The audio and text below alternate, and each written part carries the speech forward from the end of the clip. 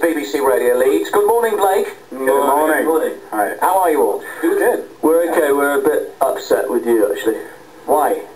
Well, we heard you earlier, and you were talking about us being too posh. No, not too posh. Well, I think that's what you said. No, not too posh. I'm just saying you are all a bit posh. What posh but street? What are you on about, mate? You are posh. Come on. Right. You are all a bit posh. Poshish. Yeah, I suppose you are. Nothing wrong with that.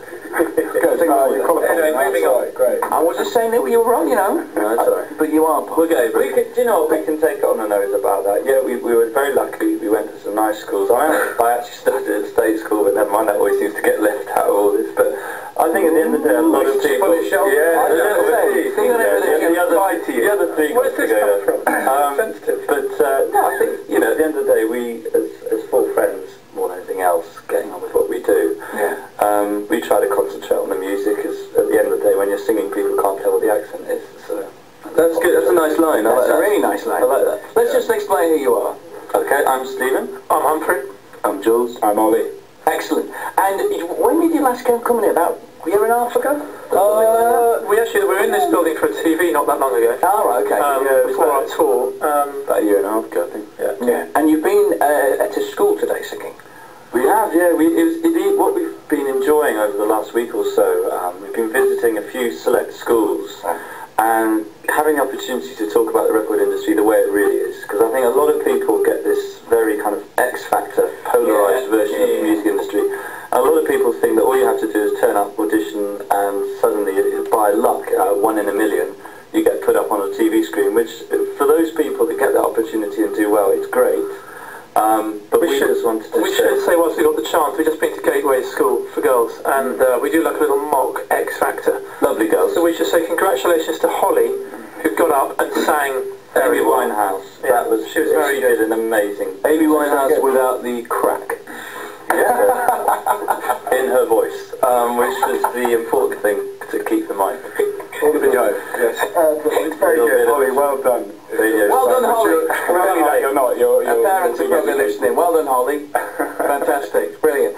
It's been a mad year for you lads, hasn't it? It's not been bad, yeah. We packed a lot in. We had a busy tour at the beginning of the year. We had to find a new member. Humphrey's obviously just joined us because Dom left and went back into acting. We've had a lot since. We've formed our own record label. We've obviously recorded a new album, which is why we're here. And on Monday. Out on Monday, and it's available in all good record shops. But it has been. It's been a good year. It's been a fun year. Yeah. You know, as you get older and older, things get quicker. We had a good tour, didn't we? We did a really nice concert. Is it St George's at Bradford? St George's Hall in Bradford. Yeah, we had a great concert there, and then back to doing the album. So in fact, whilst we're on the album, we should just say very quickly, we've been chatting to the charities recently, and they've been hit, like everyone has, by the recession. So if anyone would like to buy the album, they can go to blakeofficial.com. We've got 3 or 4 charities, is it now? So we've got Mind, Mental Health, Marie Curie for Cancer, Help for Heroes, which is very dear to us for all the troops. If you'd like to buy the album, you can click the link, and £1 from each album will go directly to that charity. You're very good at plugging the album.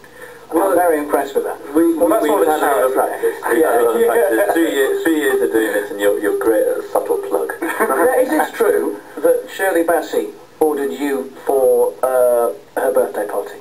She picked up the phone and she said, "I'm on room service." It was on room service. In actual fact, it's a very good friend of hers, Liz Brewer, who puts parties together for all of the stars. And Shirley had seen us performing on Sunday morning on television, which is one good reason. There aren't many others, but there's one good reason for performing early on a Sunday morning. She saw us and she just said, in her drawl, I want those boys for my birthday. And we were like, okay, fair enough. We got this telephone call. Where was she from? A combination of many different places. She has travelled a great deal. With a little bit of Welsh Monegasque, and I hate you guys. Shut up. So what was it like? It was incredible. We were literally wheeled out onto the stage in a big cake. The top blew off, and we jumped out and sang "Happy Birthday" opera style. Really good? No, not really. No, I'm putting it there. That would have been good though. There was a cake, and it was enormous. It was about sort of 6 foot high. Yeah. Well, it's Shirley Bassey. Yeah. Well, unfortunately, after we'd sung, she then got a very sharp knife, which was scary in itself, and then cut into the lower tier of this cake and started feeding it to us. And few mouthfuls in and we realised that the bottom 3 tiers of this enormous cake were entirely made of polystyrene. And we were standing up there on stage being looked at by much of the glitterati of the time and trying to chew and enjoy this polystyrene in our mouths and not spit it out. But yeah, it was never ever spit in front of Shelley Bassey.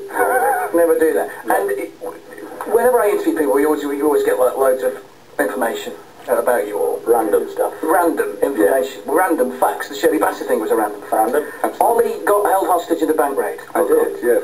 When was this? It was in about 2001 in Arusha, Tanzania. So I haven't spent a lot there. What was that like? It was... You're lucky to be here. No, it was scary after the event because I sort of realised I wasn't very sort of affected by it at the time, and I probably should have been a bit more scared and a bit less excited. That's the training kicking in though, isn't it, Ollie? Yes, that's the SAS stuff. I mean, obviously when he was younger, the SAS, they used to call it the regiment, obviously trained to make sure that these things don't affect him. But you obviously can't talk about it. I'm here, so it's, yes. So all confidential, obviously. And I take it you've toured quite a bit around the world with this, so have you? You've been to some nice places? Yeah, Australia, Japan, Monte Carlo, Bulgaria. There are weird places and then there are really glamorous places. I think, we've been lucky enough to tour with the music, and many British bands don't even get the opportunity to go outside of the UK. The Bulgarian gig was a sort of a mafia type thing. It was rather odd. We arrived there and literally we were ushered off this plane into this very odd VIP, in inverted commas, area, which is full of smoke. And suddenly we were live on Bulgarian TV. This camera crew came through and they're like, Blake! And welcome!